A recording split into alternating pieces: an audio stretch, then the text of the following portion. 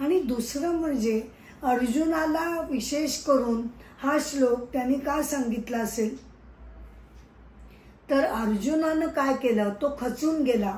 युद्ध करायचं म्हणजे आता मला पाप लागणार, बरोबर, लोकांना मी मारणार, त्याच्यामध्ये माझे स्वजन असणार, मग त्याचं पाप मला लागणार, या गोष्टीचं भरमसाठ टेन्शन त्यानं घेतलं आणि ती सगळी जबाबदारी वैयक्तिकदृष्ट्या त्यानं स्वतःवर घेतली.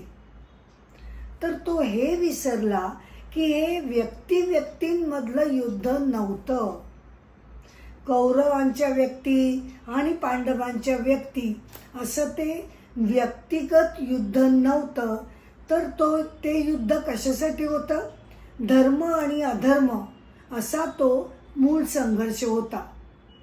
जर कौरवांनी त्यांना 5 गावं